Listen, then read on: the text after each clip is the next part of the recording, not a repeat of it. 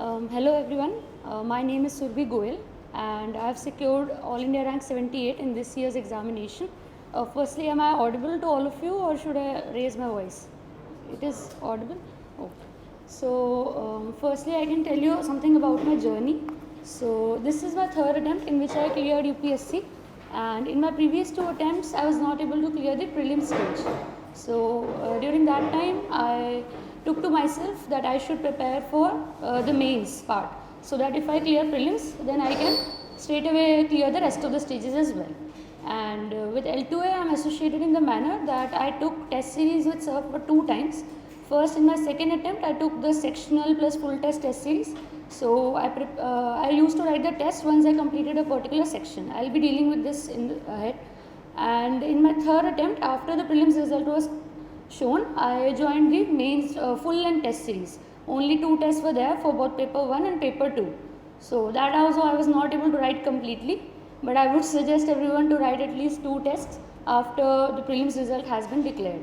So that is how I was associated with L2A, and so it was very helpful for my journey in the sense that when I scored good marks, it was very motivating because I had not taken any coaching for anthropology.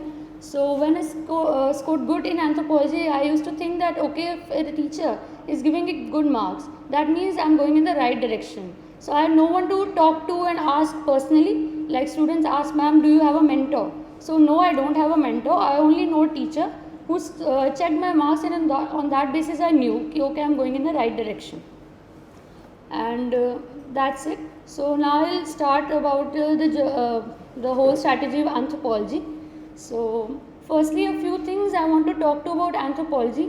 So firstly, anthropology is a subject that I really liked. I am from engineering background, but I chose anthropology because it is very diverse, and I think it should be studied in only such a manner that we should not study it like we are studying the SST in school, but anthropology is a very vast subject and we should respect every part of it. And that was my approach because I really like the syllabus of anthropology. So, and secondly, if you have studied the previous year papers of anthropology, you would have realized that many times direct questions have been asked. For example, if you have studied Homo erectus, then Homo erectus is directly asked. So, I prepared my notes in question and answer format. So, obviously not all the questions can be covered, but about 80 to 85% will be covered in the question answer format. So इसीलिए मैं question answer format में prepare करती थी, and I would suggest कि आप लोग भी question answer format में प्रिपेयर कर सकते हैं. And if you will be thinking कि मैम कुछ क्वेश्चंस तो होंगे जो कि मेरे 2 आंसर्स में बटे हुए होंगे, so either you can just write it down in your notes that okay, if such so and so question comes then I can just club both of them. I used to do that. Or when you are writing the papers, then on the spot obviously you will be practicing. So that is a very good test of how good your notes are.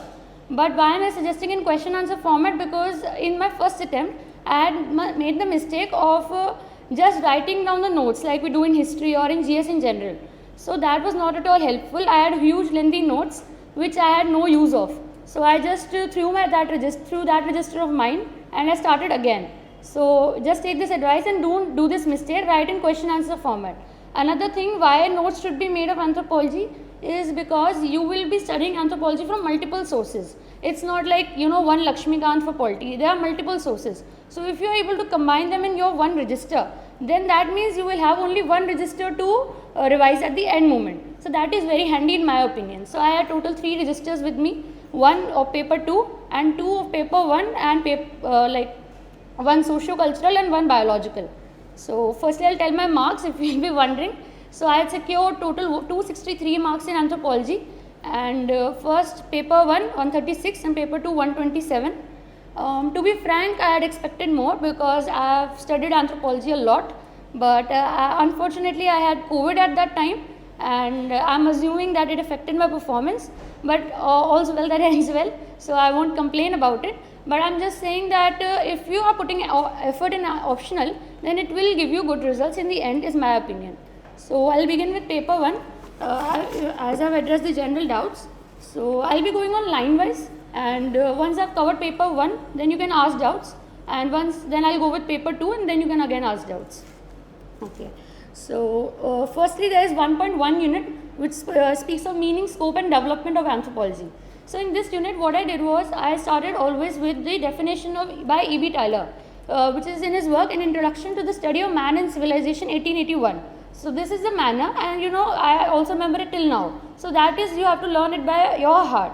So, you will remember it in any case. So, you have to write the thinker's name, you have to write his name, the name of the book, and you have to write the year of the book. So, in this manner, you can write the exact definition double quotes, but if you are not writing the exact definition, then you better not use the double quotes. I prefer always using double quotes, but it will take extra effort, and otherwise, I guess if you do not use the double quotes, it's also good, but I prefer that if I am doing like 90% effort, I can also do 100%, it won't matter much. So, that's it about the meaning part, and about the scope part, we have to cover the branches which are in the 1.3 unit. And for one thing I want to talk about is in this unit, there is also often a question which is the relevance of anthropology in today's time, which was also in this year paper which I wrote. So, in this, what you can do is don't go by the general answers that are often given in books, but come back to this question once you have completed anthropology. So, I wrote one in beginning and I wrote again after the end. So, it was very different. I will tell you how. So, in the later answer I wrote in relevance of anthropology, I added a lot of good points like it helped in understanding the origin of man, and I explained with an example that a recent study has been conducted for Indus Valley civilization which shows that they are not Iranians but Indians. So, this news had come I think in 2020 or 2021 beginning, I am not sure, but I was preparing at that time, and this was the news article that I added to my answer. And another example that can be used is if you know about unit 12. So, we can add that kin anthropometry can be helpful or it can be used in defense. So, this is not given in any books, but if you have completed your whole anthropology. So, in a similar way, I will give you one more example. For example, tribal sub-plan was prepared by S.C. Dubey and L.P. Vidyarthi professors. So, you can add that anthropology can help in tribal development. So, this is only something that will be coming out from you. It was not given in any books, and your answer will be very unique. I think this was my very good answer. And other than that, there is this unit of development of anthropology in it. I didn't find any answer anywhere about it, but I saw that Akshat Jain's book has this answer. I think you can take it straight away from there. In general, I would like to mention that I have seen a lot of toppers' copies and notes. I didn't read them completely. I only relied them whenever I didn't find any particular topic. I will be also sharing my notes very soon. Actually, they are very lengthy, so I did not get the time till now. I will be sharing on my Telegram channel. But in general, I use the notes for Sachin Gupta sir, and then there is Varnit Negiskar who secured rank 13, I guess. And also I refer to a lot of topper copies, which includes Lakshmi Nagappan ma'am, and then there is Koya Shri Harsha sir. So I think you can find them. If you if you don't find them, I can also try to share the links. Also there is Ashima Mittal ma'am. So there are few copies, not all, but they can be handy whenever you are looking for a particular topic. And then the other unit 1.2, I think it's very basic and you don't need to do any extra effort for it. I think one question will come or even not that, so don't put extra efforts. I'd say that only thing you must remember is you begin with anthropology's definition only, which I mentioned for unit 1.1, because that gives an edge. And then you define, for example, if you're comparing with sociology, then you define sociology. So you can see that Radcliffe Brown has given definition of sociology. So you can use that. Only I'm saying for sociology because sociology is related to anthropology. For others, you can use a common definition. And then you can write differences, similarities, interdependence, and so on. This is like a very basic thing. And for the branches of anthropology, I'd like to say one thing. You know the general thing in branches, I am assuming that you know that you have to write the definition and then you have to write scope, and then you have to write the branches as well as how the branch developed. For example, socio-cultural anthropology was earlier social and cultural anthropology, and it was united. So you have to write that part, how it was united, that one developed in US, another in England, and so on and so forth. But what I want to address is the relevance part when you are concluding the answer. So here is again something that you can put something unique of your own. For example, if you are writing of socio-cultural or biological anthropology, you can mention in relevance that with the study of races, we have been able to eliminate the concepts of superiority of particular castes or races, and that can be applied globally as well as in India. So this is something that will come from your own study and your own knowledge, right? And similarly for archaeological anthropology, like the same example that I mentioned earlier about DNA sequencing of Rakhigadi remains, and they told that Indus Valley civilization people were Indians, not Iranians. So this is a very major study. If you don't know about it, you can Google it. It was researched by Vasant Shinde, a professor. This I am telling because whenever there was a news, I also used to write the name of the professor who researched it. So instead of writing the Hindu and the date, if you write the professor like Vasant Shinde et al. 2019 or 2020, this will add an edge to your answer. And this you can like use throughout. If you are getting any news in the newspaper, like I should mention it, please keep your eyes open. Throughout my entire lecture, I am going to emphasize a lot of things that I use from current affairs directly. So anthropology has a lot of news. We often think that no, anthropology does not have a news. That is not true. And whenever you are quoting a news, don't mention the newspaper, mention the editor or the researcher who has done the research. And same goes for when you are reading Khaka committee or any other report.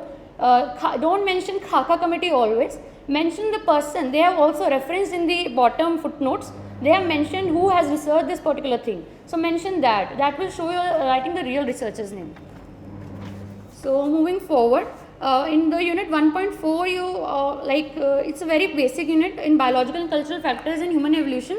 I'll just say that you have to try to mention all the factors in a sequential manner. Don't rush like you are mentioning tools and then you are mentioning erect posture. Begin by erect posture and continue till you reach the hunting gathering stage and agriculture. In this way, you are showing that you are very thorough with anthropology.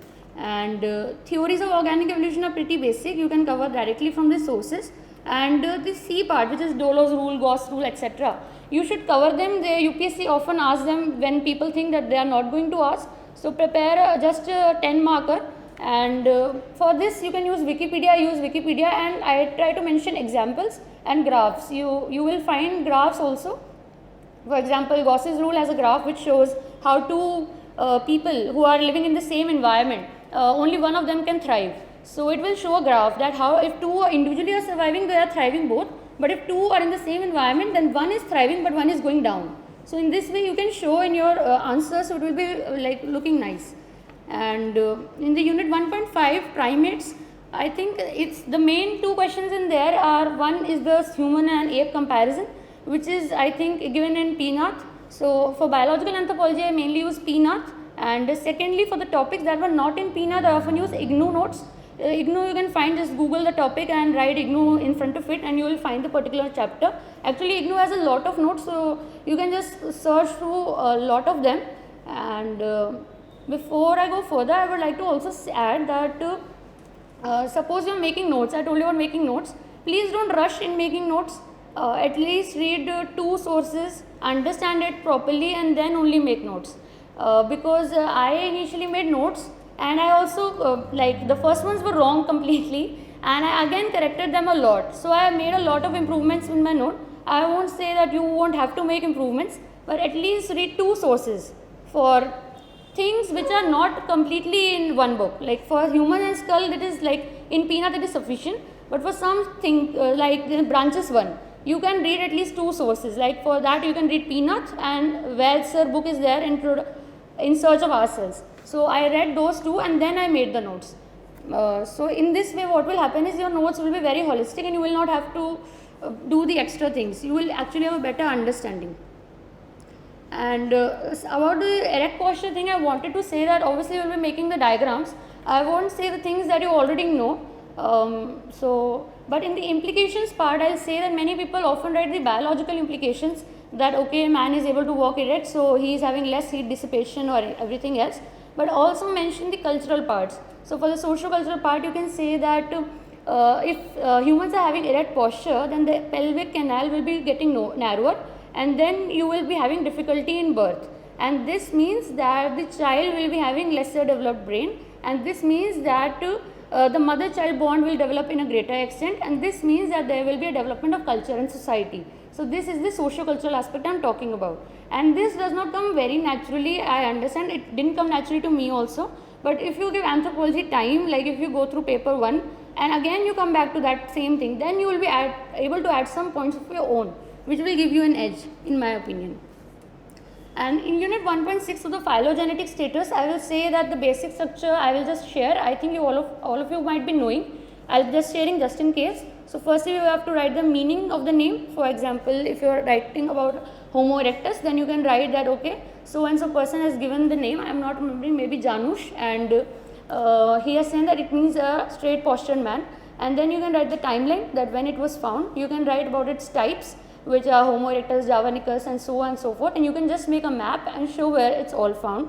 Then you can show about its physical, you can also write about who discovered it and in which year, and then you can write about the physical features. Just draw a skull and mark all the features that you can, and the features that you are not able to map, because initially it will be very difficult if you are not from biology background. It was very difficult for me as well. So just start googling the things that you are not able to understand. Just understand where the foramen magnum is and where the other things are, and gradually just make the skull, and then start marking on the skull itself that, okay, it's this thing is elongated and this thing is shortened and so on. So in the map, in the skull, if you are directly showing in the paper, then the examiner will understand that you are not just rote learning, but you are actually understanding which part is getting different gradually.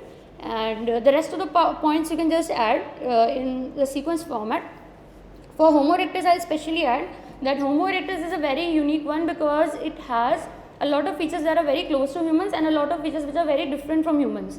So in this, what I did was that I made one column of features that were closer to humans and one column which was different for humans, and other than that, the ones that I had marked in skull. So this I had attempted in paper, this had come this year. So this I think is a good idea, and you can end by the cultural features of the particular species, and after that you can draw the phylogenetic status. In phylogenetic status, I'd like to add that for all the species that are there, you can add the thinker's name. So this is where you can add thinkers in physical anthropology. So for example, in the Homo erectus case, there were two thinkers. So one was Du Bois, and she said that it formed a link between ape and man. So she was wrong. And then there was another study, I'm not recalling, yes, it was Janusz.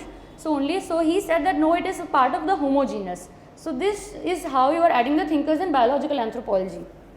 And one more thing is that you can add current affairs in unit 1.6.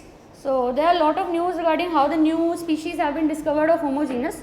So for this, I'll give you a very good example which you can quote directly. For example, in Neanderthals, you can write in the end that there has been a study by Aki et al. In 2020 which says that Europeans have 1.7% Neanderthal gene and Africans have 0.4% or something. You can check it. Aki et al. You have to write AKEY, and you can check it. So you can write that, okay, the Neanderthal genes are still present among us. And one more advice, that you can prepare Denisovans as well in similar manner, though it is not mentioned, at least for a 10 marker, because UPSC has a tendency to sometimes ask difficult questions as well.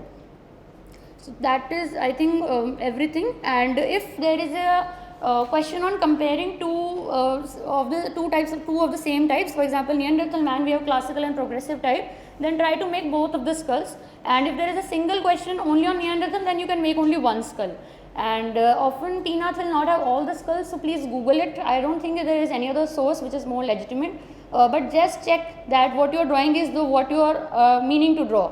Like if you are drawing Homo erectus, it might be showing you something Australopithecus or something else, so please check before you draw it. And I think it's a good thing that you check whatever you are drawing before you draw it in your register. And unit 1.7, I would say please don't ignore it, and though it never question is asked, but you never know. And for safe side, you can give it a day and prepare the basics. For this, I mainly used Wikipedia and YouTube, and there was no particular source. Also, IGNOU is a good source for such easy topics. And I would suggest that if you find any difficulty in future on finding a particular topic, just go for IGNOU. It's a very good and reliable source. I relied on it mostly. And unit 1.8, the dating methods are covered in a lot of books. I think it's also in IGNOU, it's in Ember and Ember also. You can choose any one source, and I think it's a pretty easy topic with nothing much to say on my part. But 1.8b, I'd like to say it's actually archaeological anthropology, and I will be covering it along with 1.1 of paper 2 right now. So this I think is a very important unit, and it's very scoring in my opinion. I really liked archaeological anthropology because I worked very hard for it, and I would say that initially अगर आपको नहीं पसंद है तो आप भी इसमें ज़्यादा effort दीजिए. because at least 2 questions always come and you can always rely on it. It's very reliable topic in my opinion. And don't ignore the world part after a point, like people only cover till Neolithic in the world part and ignore the Chalcolithic and Copper Iron Age. If you don't find any reliable source, just go for any topper's notes like ISO, Akshat Jain's notes or any other, like just have an idea if suppose a 10 or 15 marker comes and you have to do it under pressure or something. So in this I'll just talk about the basic structure, that firstly you have to talk about what Paleolithic means, and then you have to talk about the time period. For example, if you're talking about lower Paleolithic, then explain that it's from 3.3 to 0.3 million years ago, and then you talk about the tools. In lower Paleolithic you can talk about there are the core tools of pebble type, and then you can talk about the tool technique and the tools that are found, and you can draw the tools, and then you can draw the map and show which all places are found. When you are answering the question in paper 1 and it's not specifically asking for India, that means it's asking for the world. So in any case you have to draw the world map, be very quick with it, practice it a lot, and don't draw the whole world map. If it's only in the European side and India and Africa, then draw only that much. You can ignore the Americas. So and after that you can also in world map, please don't ignore India, you have to mention India also. I have seen people ignore the India part. So India is also part of the world, and after that you can mention the socio-cultural part, and in the socio-cultural part you can draw things as well. For example, I will give you an example on Neolithic from India. So you must have, if you have studied it, you must have heard of site of Burza home in Kashmir. So if you are reading about Burza home, you can just draw a pit because the habitations are found under the floors. You can draw a pit and show how they, I am not remembering the word, they used to hold it at 4 corners. And they had a square habitation with circular opening. So you can draw this with a very easy diagram, and this will show that you have an actual understanding of the topic. And other thing is that you should add current affairs in this as well, and I will give you an example. I was once reading the newspaper and I found that humans have started softer diets in Neolithic times. So with this they were able to pronounce the sounds like fur and were. So these sounds require softer diet, and this is written in the newspaper. I just quoted it with the particular editor or researcher who was there. So what I am trying to say is, please keep your eyes open even if you start today, and if you are giving mains like this time or the next time. In both cases you will find ample news in 1 year. Like at least in 1 week you will find 1 to 2 news like from the whole of anthropology, not this particular chapter. And for the book, I will say please study D.K. Bhattacharya for this. It's a very good book. I will say it's very heavy, so don't get overwhelmed. I was very overwhelmed when I first read it. It's a very heavy book, but still I am suggesting it because I don't think there is a better source for it. So what you have to do is, first you read it and try to understand it, grasp it. It will take time. Honestly, it took me a lot of time when I studied it. So initially it's too much. So for every site, for suppose there is Bhimbetka, so they have mentioned a lot. So don't try to learn the entire thing, and just try to take 2-3 uni points. Like for example, there is a particular burial position there, or for example, like there are some common tools which are found in the other places of that era, but that is not found in the particular Bhimbetka. Then write that okay, this is not found there. So in this way you can read that. And another thing good about that book is it is also explaining the tool techniques and the tool diagrams, so you can also take that from there, but read it selectively. It also has a world portion in the end, so that is very nice. I don't think any other book has that nice coverage, at least for the beginning ones. And then I will begin with the 2.1 to 2.5. So for this part I refer to 2-3 things. Firstly, I refer to an introduction to In Search of Ourselves by N.K. Vaid sir, and then I refer to Muni Ratnam notes. I purchased them from here only, and there were a set of 5 books. So Muni Ratnam notes are very good in this respect. And other than that, I often used to look at toppers copies. So I thought that maybe I should just check if I am going right or wrong. So that was my way of checking. I didn't know anybody else. So you can do that, or you can just write your note and then give a test. That's also nice. You don't have to look for answer copy every now and then. So I'll begin with the nature of culture part. And again for the same thing. For culture, you can begin with a definition of E.B. Tyler in Primitive Culture 1871, and then you can write the exact definition. And for cultural relativism, similarly, you can write the definition of Franz Boas in Race, Language and Culture 1910. For ethnocentrism, there is one William Graham Sumner something, so you can write his definition. And similarly, for civilization, you have McEver and Page in Society 1959. So you can write all these definitions, and if you want to write the exact definition, but you're not finding it. So what you can do is you can just Google it and you will find the exact book. There is one website which is Archives Library something. So I can share the link in on my channel after I confirm it. But what I am trying to say is that book has they show you free books, so you can just look at the definition if you are not sure and if you really want to put the exact definition. But don't waste time saying that ma'am has suggested, so don't waste time in this manner, but it's a very handy thing if you want to write the exact definitions. So other thing is that in culture and civilization differences, that also is given in McEwer and Page Society 1959. So actually all the books that show the differences actually have taken it from there only. So if you want the actual thing, you can also refer to that book directly. It has, I think, 2 pages, very small actually. And other than that, in this unit you can cover one thing which is acculturation. For acculturation, again try to mention the thinkers, and acculturation part is actually very nice in Ember and Ember. So in Ember and Ember, yes, I also refer to Ember and Ember, I think I forgot to mention. And in Ember and Ember they have given quite good examples. Like for acculturation they have mentioned how Eskimos are now using snow mobiles and ledges instead of the earlier things that they used to use. So that is that. And for the culture aspect, there is also one question, that is culture unique to humans? You should prepare this if you are not prepared. If you are not prepared, and this answer is given in Gaya Pandey and Upadhyay. There is one book, a small book, and it has some part on thinkers, which I will come later on, and there is some part on culture and society. So you can refer to that book also, but not completely use everything selectively in my opinion.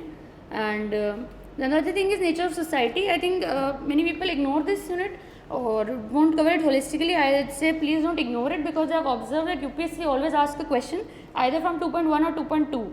So you should not ignore it completely. And for the units like social institutions, social groups and so on and so forth, what you have to do is just prepare a 10 marks answer. So just write a definition by a thinker and his book, so that's like giving you enough marks already.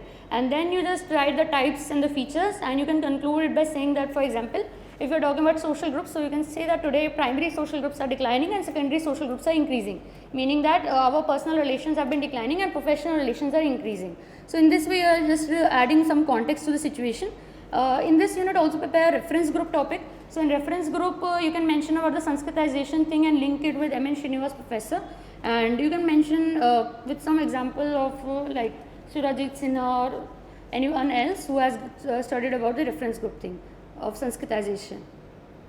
And I think that's it in this unit. Also in these 2 units you can prepare topics like Kroeber has called it superorganic. So what is superorganic culture? You can prepare a 10 mark answer for this. I think in this thing you mainly need to understand the concept and how it began, or if people support it in general. I saw this answer in Akshay Jain's book, it was alright, so you can refer to that one also. And one more thing I wanted to mention in 2.1 is that in characteristics of culture, if you are writing the culture's features, for example, if you are writing that culture is learnt and culture is superorganic, so try to mention the thinker's name along with it. That will look very nice. For example, if you are saying that culture is diverse, so that is said by Franz Boas, because he talked about cultural relativism. So you can say that culture is diverse backed by Franz Boas. And if you are saying that culture is learnt and culture is superorganic, then you can mention Kroeber in Superorganic 1927. So that shows that okay, you are not just saying random things about culture, you actually know who has said it about culture.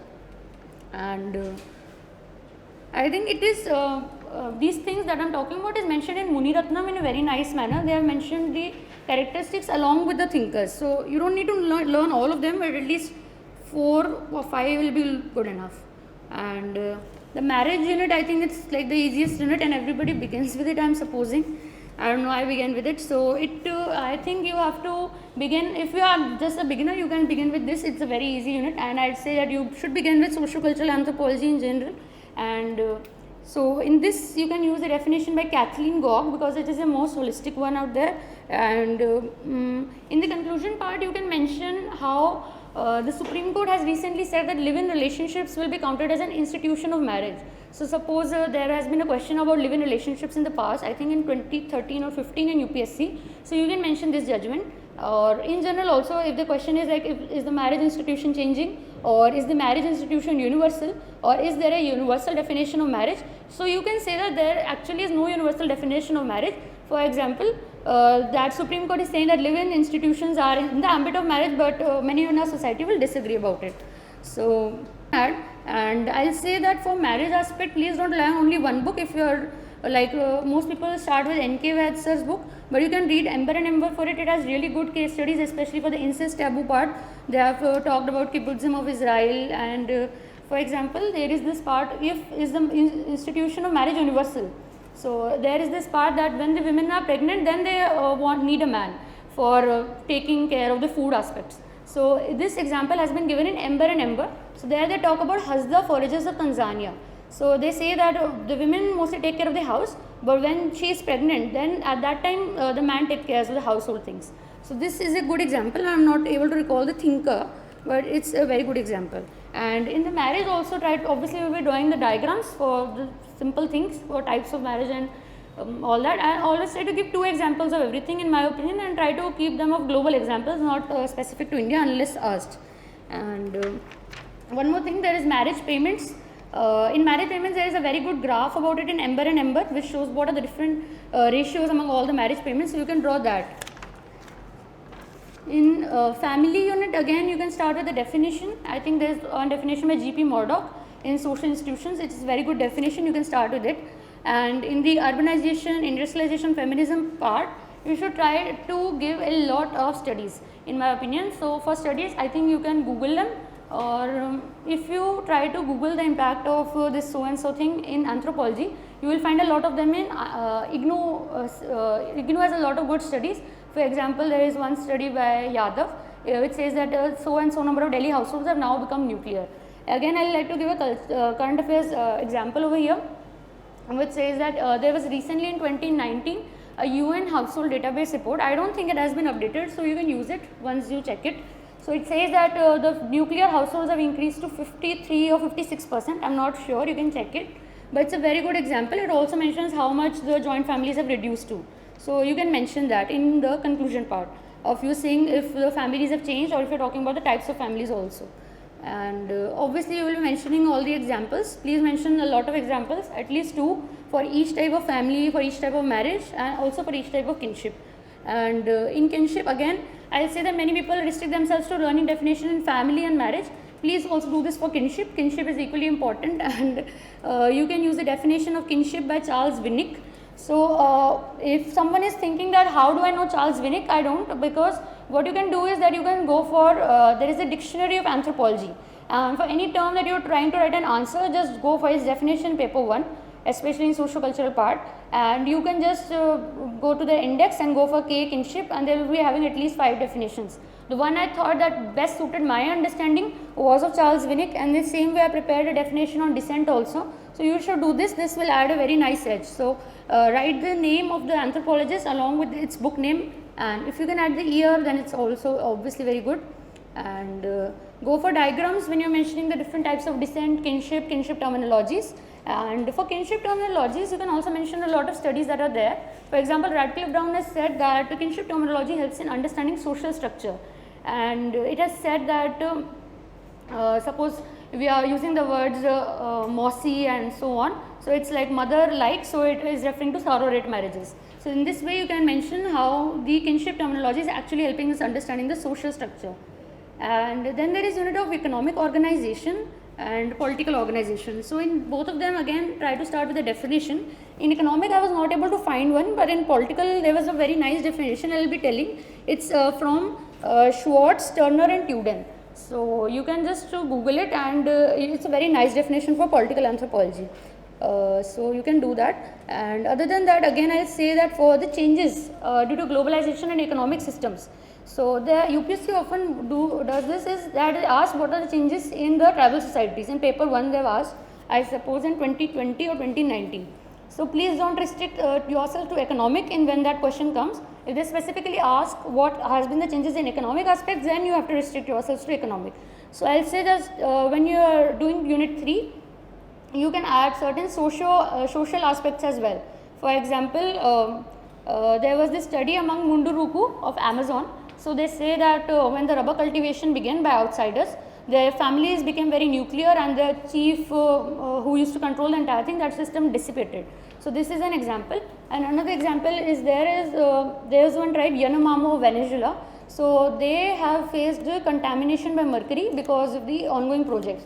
So we can talk about their health also. So these are the things that don't come like on the first try, but when you go on and on about through the syllabus, even if you're giving mains or if you're not, in both cases, you can just read your things, and you can read some toppers copies or something, some other book, not completely, just in some answers which you think can be improved, and you will find some new things always. I'm not saying that please keep on improving, I'm just saying that if you feel there is a scope of improvement, you can, and then you can stop after a point. And in economic, you can mention one thing is, please mention Malinowski in the beginning if the question is generally about economic anthropology. And one thing I'd like to tell is, for example, there is a question of reciprocity in economic anthropology. So there is about generalized reciprocity. So there was a good example in Ember and Ember about yes, the Lancy of Ghana. So no, not the Lancy of Ghana.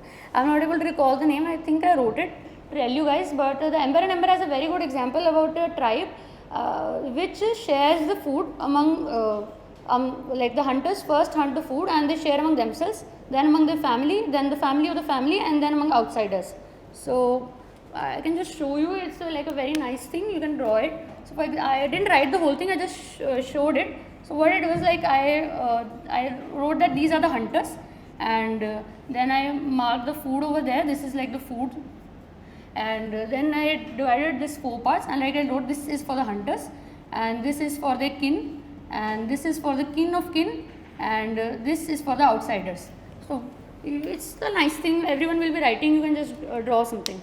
So similarly, it also has symbiotic relationships when you talk about the direct reciprocity. So you can also draw a double arrow and just show that what people are exchanging among themselves. And among political anthropology, and there is I think about tribe, chiefdom, these things are very basic. I think you will be finding them in any book, be it Wadsworth's book or also Ember and Ember. They have good examples. Also try to remember examples of everything. And if there is a question generally on all the types of political organization, try to begin with the most simplest one in the diagram, in the flow chart, and go towards the most complex one. This will show that you have a very natural way to represent the things. So you begin with tribe and then chiefdom and state in such a manner in the diagram.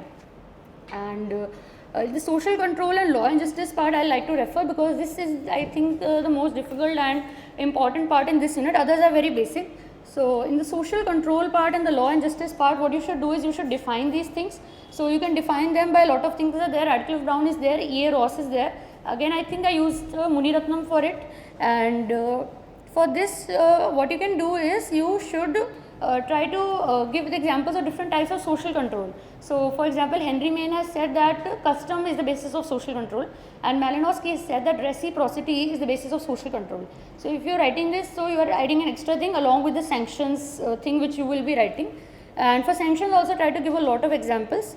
And one more diagrammatic example I like to give here so that you can understand how to draw these little things which can improve your sheet. So in the law and justice part, there is one tribe called, I don't remember the name again, I'm sorry, but it's like the tribe is saying that if you have done a crime, we'll be dipping your hand in a hot pot of iron, and if your hand has blisters, that means you have committed the crime. So for that you can just draw a person, and you can draw a hot pot which is like boiling, and then you can draw a hand, and you can show blisters on its hand, and you can say that okay, this person has blisters, so he has done the crime. So you can do these things when you can. I'll say it's a good thing. And for religion, again you can start with the definition of Malinowski. It's given in Magic, Science and Religion. It's a very short definition, it's a very nice one.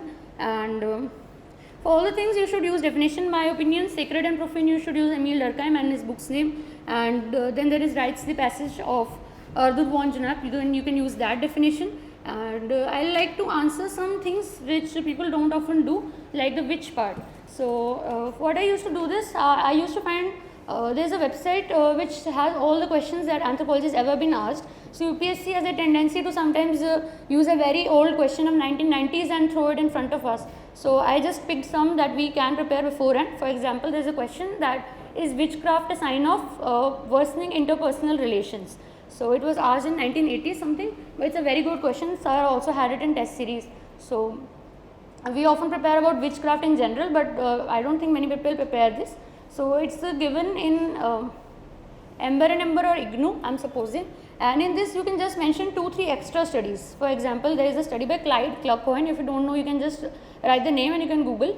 And Clyde Clarkohen has said that it is witchcraft is a sign of accusations because of strained personal relations and or jealousy or things like that. So you can mention that. And other than that, when you're talking about functionaries, please also mention how during the COVID time many tribes relied on the priests and religious rituals to calm down themselves, and how religion is still important for us. So you can use this in a lot of answers in religion if you are trying to show the current aspects. Though COVID is a little outdated right now, but you can think on similar lines. Then I'll be talking about theories. I don't know, but many people dread theories a lot. But I'd say that it's a very scoring portion. Please don't dread it at all. And for this, I relied on 2 main sources. One is the University of California website. I'm sure you will be knowing about it. And the other is the Gaya and Pandey book, which I have Gaya, Pandey and Upadhyay book. It's a very nice book, but it is very lengthy. So especially the functionalism part is very lengthy. So I'll say that please don't rush in theories.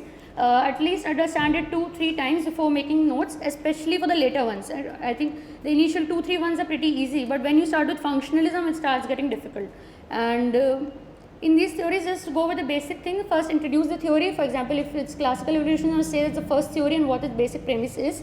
Then explain how it came about. Like if there is diffusionism, then you can say that it was meant to oppose the evolutionists. And then you can mention about the basic premise that it holds. Like they have 2-3 ideas. Like for example, in classical evolutionism, they say that it is savagery, barbarism and civilization. So you can do that. And in this manner, you have to mention the basic premise. Then you can mention the methodology, which is different for like fieldwork for functionalism, and 2-3 more things. And then you can mention the criticism aspect, and then last you can end with the accomplishments. Don't end with criticisms, it gives a very negative tone. End with accomplishments. So if you are writing about classical evolutionists, mention at least 2-3 things like it began with the discipline of anthropology in Oxford University, and it discarded the racial myth because it said that everyone is evolving towards the same end. So that means there are no races. And it also for the first time gave a subject wise division to anthropology because they studied marriage, kinship, etc. So in this way you can mention accomplishments of every unit, and also try to write the book's name in which the anthropologists have given their thoughts. For example, if you're talking about classical evolutionism, then talk about E.B. Tylor, then also write primitive culture, and if you, so on and so forth for all the thinkers. I'll also say that you should prepare some of the main thinkers. I guess it can be too much, but I think it's very helpful. Sometimes UPSC directly asks that give the contributions of Gordon Child or something. So I think if you have something 10 to 15 marker, it's very helpful. For people who tend to write more, I try to add a tip over here, which is this, that I had a tendency to write much more than what was required in the UPSC. So actually when you read more, you will have a tendency that you should also write this, also write that. Please don't do that. Also always restrict your answer because the time is very short and you don't want to write one and sacrifice 2 more questions. So for that sometimes what I did was that I used to either count all the words that I have written, and I used to try to concise it, because I think if you have prepared your answer beforehand, you can, and it can naturally flow in the exam. You don't have to think in the exam that okay, this is what I want to write. That is why I am saying that prepare in question answer format, and that is why I am saying that make it concise. Don't make it a very long essay type 2 pages answer.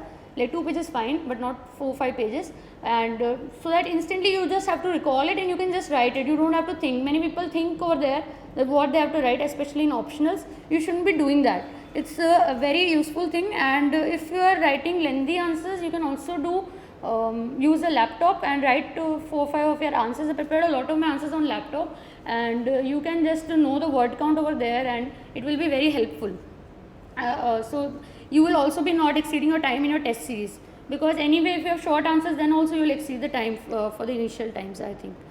And in the cultural, language and communication aspect, again I'll say that begin with definition. I'll talk about the social context of language use part because that is the most important, and I'll say that please try to add a lot of studies in it again. For example, Ember and Ember has a lot of good studies. I'll not elaborate on them, but you can just read that section. It is about 5-7 pages and there's a lot of good studies. You can just quote them word by word. And research methods in anthropology, I think it's a very basic topic. I'll just talk about a few things. In the fieldwork methods, please try to mention as many thinkers as you can if the question comes. Mention who began with it, mention who proceeded with it. So there's one background part where you show the evolution. Don't just write that Malinowski started the fieldwork. Start how earlier there were armchair anthropologists, and then you can mention gradually that L.H. Morgan studied for the first time among them Iroquois Indians, and then you can mention how Franz Boas visited the Kwakiutl Indians, and so on and so forth. You can show a gradual approach, and then you can mention certain studies separately. So this will show that you know a lot about the fieldwork things. And here I'll again try to emphasize on the current affairs aspect. There's an oral history part in here. Often UPSC not asked, but if it asks, you should prepare these things for 10 marks in my opinion. So oral history, Delhi government has started an oral history program recently. I think it started last year. So it was also newspapers, only I didn't look anywhere else. And also there was a 2015 Literature Nobel Prize to oral history writer. So she had written about the horrors of World War and other aspects. So that is also you can write in oral history. And then I start with the unit 9, and unit 9, 10, 11, 12. I mainly relied on Pinath, and then I relied on IGNU for some aspects which were not there, or on Muniratnam, sometimes both. So yeah.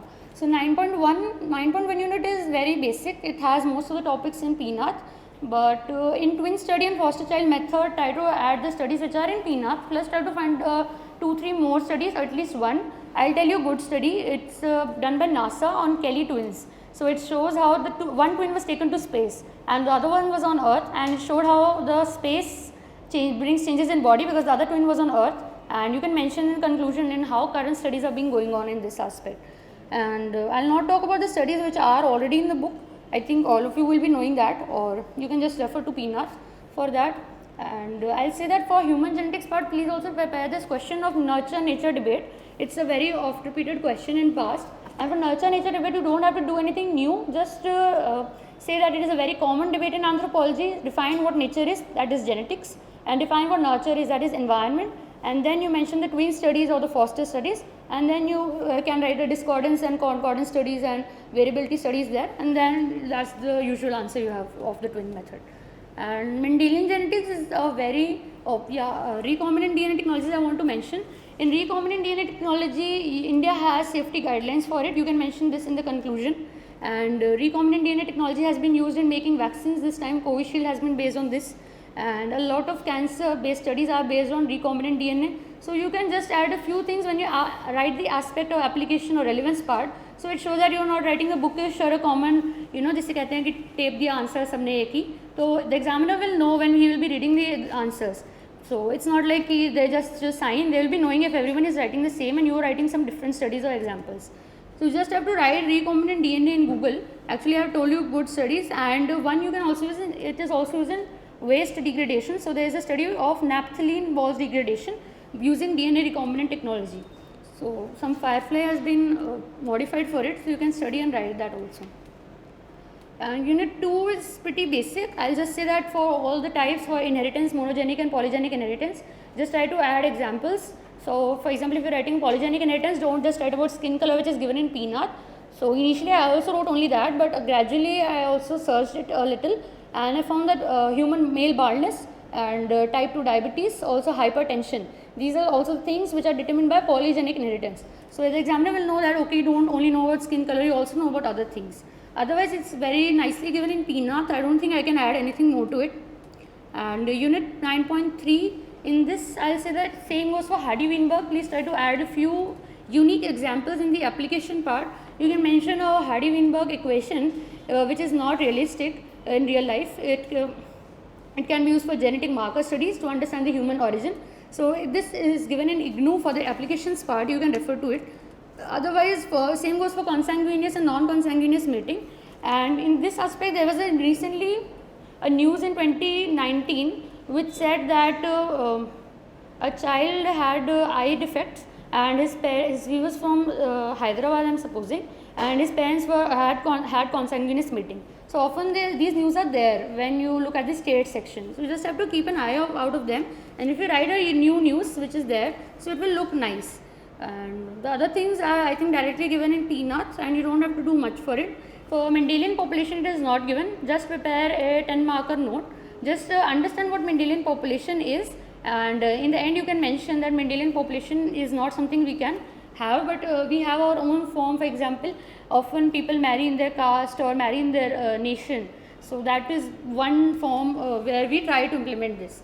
And 9.4 unit, I think it's the aberrations part is very scoring and very easy, because we all have to just write the frequency. Obviously we have to learn a lot for it, but again we have to write the frequency of the disease, and we have to write about the precautions that can be the suggestions which are there about how it can be treated, the physical features which the people are facing, and again the chromosome numbers. Or also you can mention in some diseases there is the maternal age when the disease becomes very common. You can mention that as a graph also, that the disease has a very sloping and suddenly it becomes stabilized in this manner. And other than that, here the topic D part I want to address. It has gene genetic screening and genetic mapping and genome study. This is what I want to talk about, because people write a very common answer and don't try to improvise on this aspect. So, for example, in genetic screening, Israel has a thing where it says that people can show their genetic test to prove that they have Jewish identity. So you can mention this in the conclusion part, that how this genetic screening thing is being used. And similarly, if you are talking about gene mapping, so India has two projects.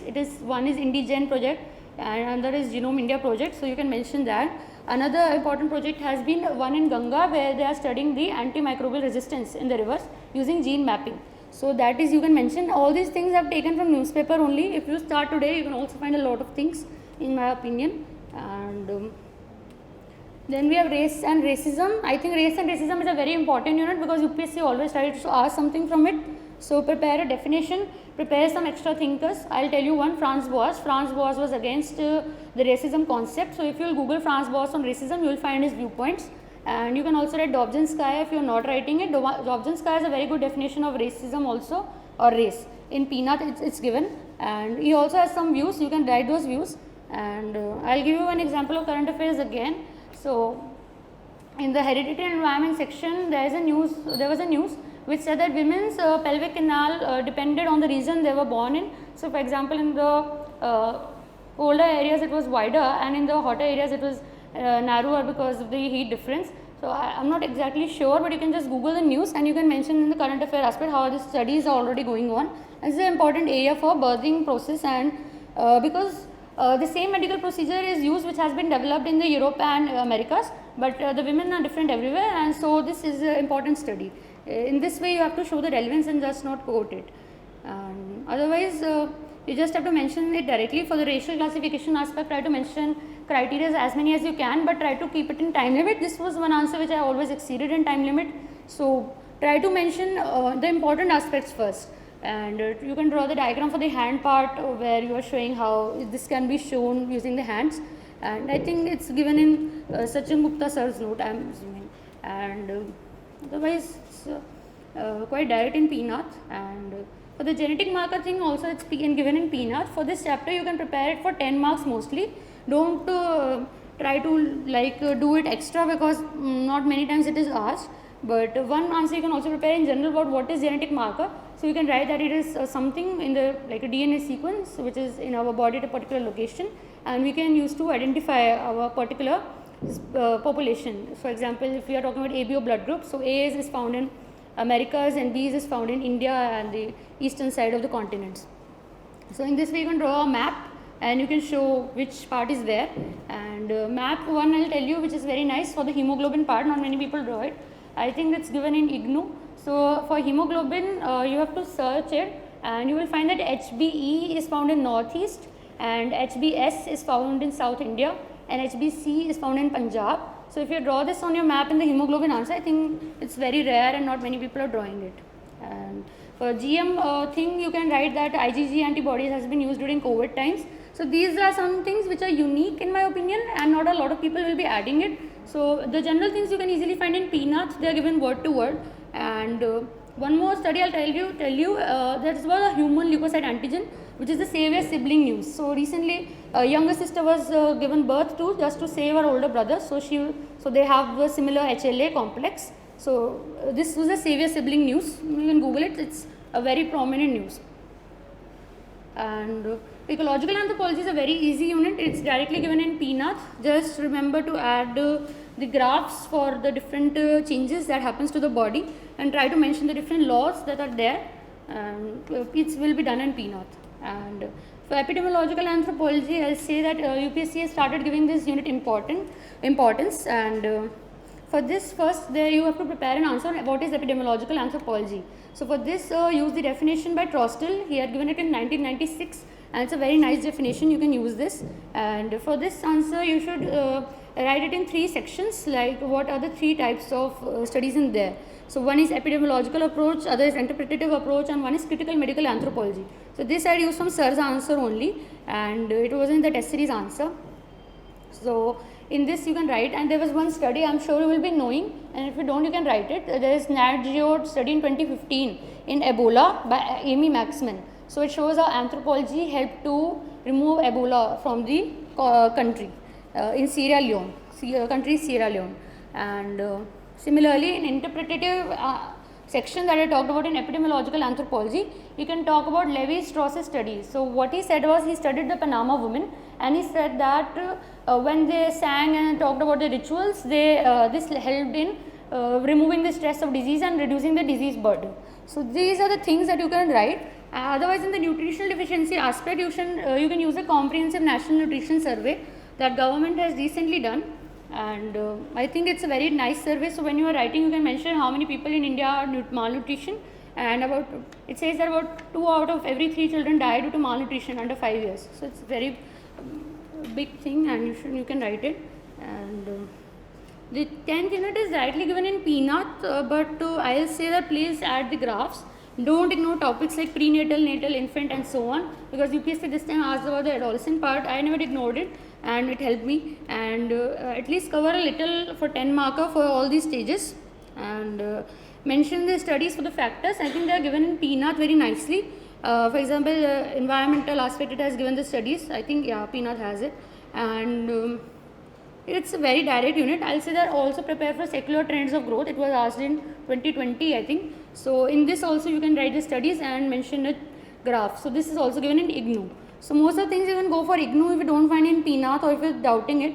I will tell you one thing, that there is a studies of growth studies. So longitudinal studies government is doing recently. It's called LASI, Longitudinal Aging Study of India. So you can mention this in your conclusion. And for the other study, you can also mention that it is used in National Family Health Survey, the other one. I'm not able to recall the name. The LASI is one, and the other one is in NFHS. For the unit 11, I think what you should do is, for relevance of menopause, don't restrict yourself to biological aspects, but also you can cover the other aspects. For example, in the socio-cultural aspect, you can talk about a ritual called Toloni Bia in Assam, where the women start menstruating. So this is one example I found in newspaper. Obviously, you can use any of your own community also. There's no harm. And you can also give an example of tribes. For example, when I was searching, I found a tribe example of Saharias, which was studied by R.K. Biswas. So he said that the women in those tribes are malnutrition and don't have health facilities, so they start menstruating very late and start menopausing very early.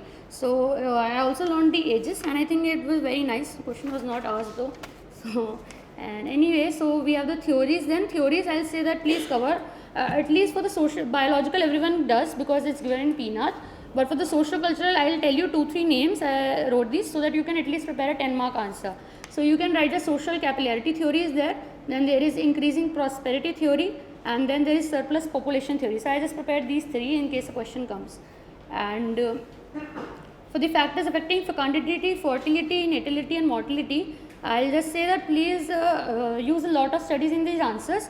For factors affecting fecundity, please write this and Google once. You will find a very nice research paper which has a lot of studies. And for example, it has a study that how women are obese, they have difficulty in getting pregnant. And there is a study on lactation, that if women lactate, then they are infecund for a certain while. So you can use these things. And again, for mortality, you can write a word Nandita Saikia, and she has a lot of studies on the mortality aspect. For example, she says that people in rural India have a higher chances of mortality than in urban India. And again, you can also, for motility aspect, don't restrict yourselves to socio-cultural. Write a lot of aspects. For example, socio-cultural, you can write one. You can also write biological. For example, inbreeding increases the chances of mortality. So there you can use the 9.3 units inbreeding example and put it here also. I'll just say that whenever you're taking some example, don't restrict it to that particular unit. Just see that how much you can use it. Syllabus is very question will be asked. So just be very holistic with your examples or current affairs or whatever new study you find. So that will like make the maximum use of it.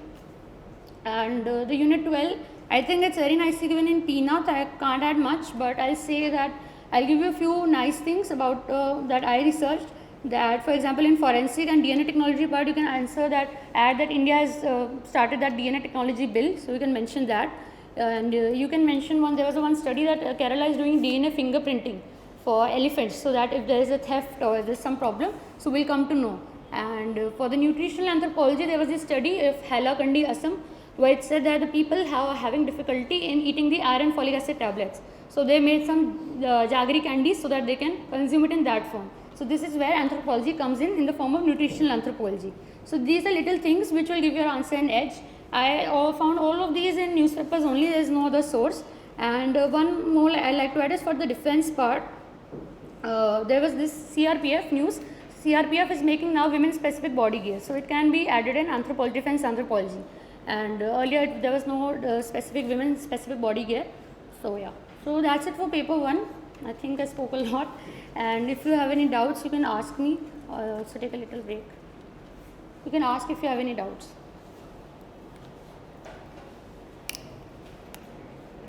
You mentioned 3 things: social capital things, increasing prosperity, and third one? Surplus population.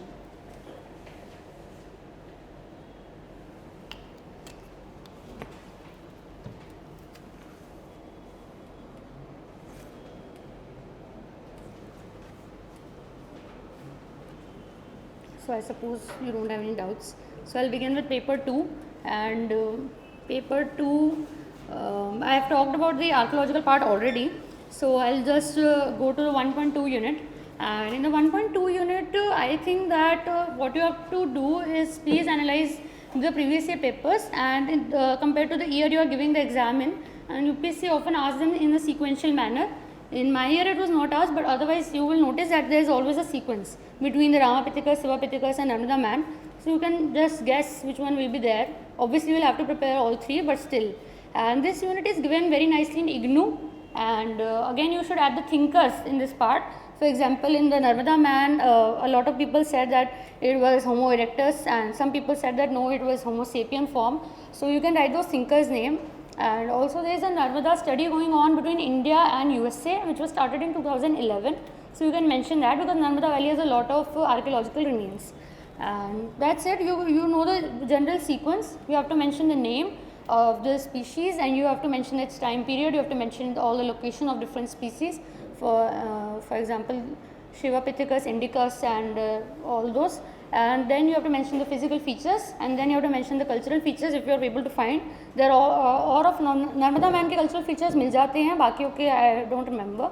And then you can write the phylogenetic status, or Ramapithecus and Sivapithecus phylogenetic status you should combine because they are both similar, and Narmada man you can write separately. And for ethnoarchaeology part, I'd say that iske liye sabse pehle to there is a very good paper on the net. It says that ethnoarchaeology in art and culture societies. So you have to Google that, and it will have 4 to 5 studies, which is very nice. So you can mention those. In ethnoarchaeology, main thing is that you should understand it and try to mention a lot of studies about ethnoarchaeology. So for example, if there is a particular example, I will try to explain it a little, that says that in pottery, people in the past, what they did was the upper caste had particular pottery form that they used. So the lower caste tried to imitate it, and the upper caste found out and they started to use another kind of pottery. So that is how pottery evolved. So this is a very good example in my opinion, and what you have to do is just mention this, and again with the thinker who had studied it and the year and the location. I think it was studied in Gujarat, but I think you should check it. And so this paper has very good studies. And for ethnoarchaeology, you should also refer to D.K. Bhattacharya book, that one I talked about in archaeology section. Sir has given a very good definition about it. I used it at the beginning of my answers, and other than that, I think IGNO etc. also has some content, but don't overdo it. Be limited. Like if you have found 2-3 good studies in your answer and your 10-mark answer is prepared, then you are done, and don't look for extra studies. For the demographic profile part, I will say that for the ethnic and linguistic elements, always draw a map, write the percentages to the extent they have found the linguistic elements in India, and for the linguistic elements you can show in the flow chart of the different languages branches, and you can mention People's Linguistic Survey of India, which is done, I don't remember the person who has started it, but it's a very good survey, and it says that around 600 languages in India are endangered, so you can mention these things. And whenever the language topic comes, you can mention this survey again in unit 5.2, I think, so you can mention again there also. And other than that, for the general aspects like Indian population, factors influencing growth, etc., you can refer to the sociology book of class 12th, and you can mention general things like the death rate is getting reduced, and how the fertility rate is high where the population is less literate and the family is very huge, and again you can mention how the fertility rate is reducing where the women are getting educated, etc. And the traditional Indian social system, Varnashram, etc., is very basic. It's given in Nadeem Hasnan, I think, but main thing is that please draw diagrams in this topic, don't ignore diagrams. And again, I think I forgot to mention, for this unit I mainly relied on Nadeem Hasnan for both the tribal aspect and the Indian aspect, and for other than that I also relied on Muni Ratnam. Muni Ratnam has some very good examples and everything, so I think it's a very good source if you don't have any other. Otherwise IGNO is always there. And for the caste system aspect, I will say that please first of all remember the GS Gurria's 6 main points on caste, and explain them with your own examples. For example, there was one caste which was asked to stay away 36 steps from the Brahmins. I think it's Tian caste in South India, Madras, so you can mention that. And other than that, everyone knows about these things, they are directly given in Nadeem Hasnan, but what I will say is that please add some unique studies and don't restrict yourself to one book only. For example, if you are talking about tribe caste continuum, you can mention the study by Sachin Narayan, or if you are talking about M.N. Srinivas concept of dominant caste, then you can mention that M.N. Srinivas has done a study where he says that so dominant caste has this concept that if you have more land power, that means you are dominant caste. So this concept is more valid in South India to the extent of 75%, but in North India it's only to the extent of 30%. So he has done this study and you can mention it. And other than that, also there is one topic which is future of caste system. So future of caste system, I think it's a very elusive answer, because when you even Google it, we will get the worst of answers even if you write anthropology along with it. So I'll just give you 2-3 thinkers' name that I use in my answer, which I think will add an edge to your answer. So one study is given by Alice Tilche. Alice Tilche says that in people in Gujarat said that instead of the caste system, we will rely on entrepreneurship and education to determine our status. And similarly, there is Andrew Betille. Andrew Betille said that the white collar jobs are now not restricted to Brahmins in South India. And then there is Mendel Sohan. Mendel Sohan studied the Chamars of Rajasthan, and he said that now they are raising their status. They are saying that they will not do the low or degrading jobs and they are moving to better jobs. And then there is M.N. Srinivas. He talked about the horizontal stretch, something that we see today. It says that the people of the same caste will align among themselves instead of trying to be of the upper caste. So this is a change. We often see that in politics also, we see that people of similar caste join hands together to make themselves more powerful. So he gave 2 examples of caste, I am not remembering, but you can just check his paper. He talks about horizontal stretch. And then there is one news which says that it was given by Deshpande.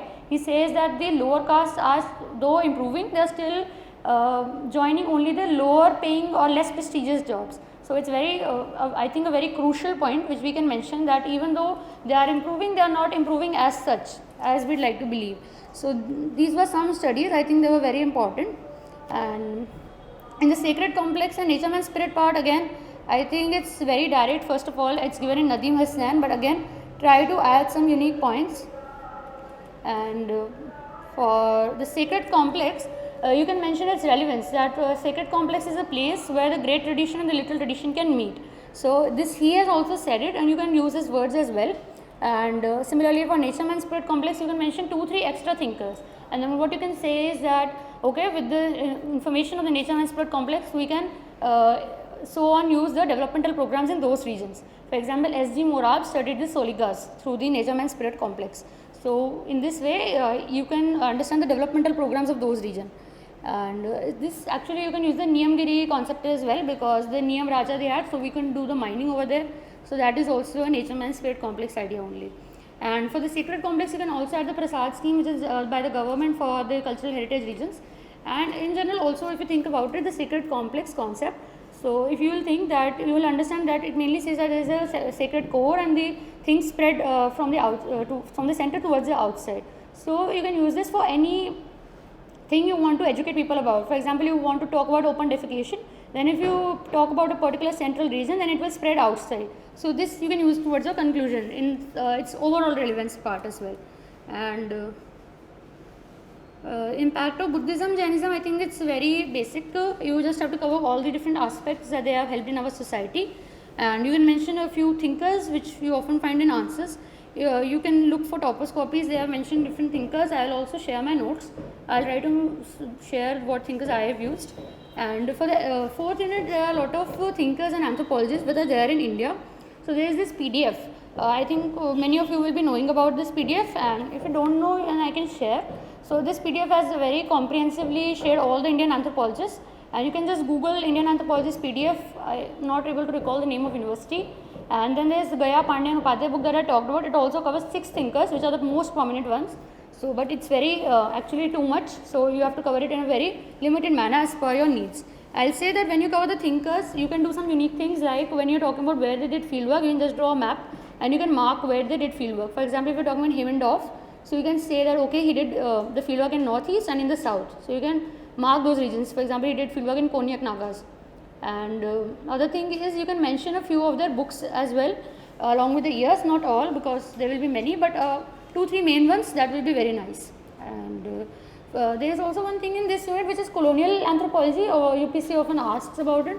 So for colonial anthropology, what you can do is, first you can draw a map and you can talk about which are the studies which have been conducted. For example, Risley, Dalton, they have studied in Bengal, and Radcliffe Brown has studied the Andaman Nicobar tribes, Ngos, and in the south W.H.R. Rivers has studied Todas, and you will find a few more if you look at the IGNOU or anything else which is the common books. Nadeem Hasnan, I don't remember if it has it, but what you can do is you can show these on maps. So these are the ethnographic studies, and then you can also mention the village studies. Charles Metcalfe said that Indian villages are little republics, so you can mention that.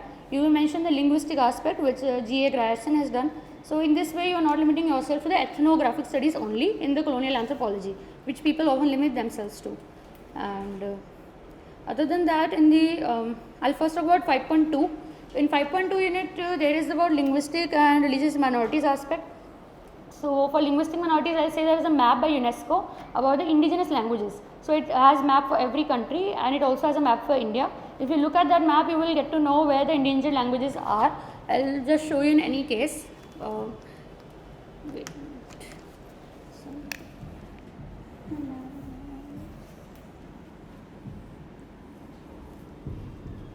So this is the region where India has a lot of endangered languages. This is the region, this is the region, and this is the region.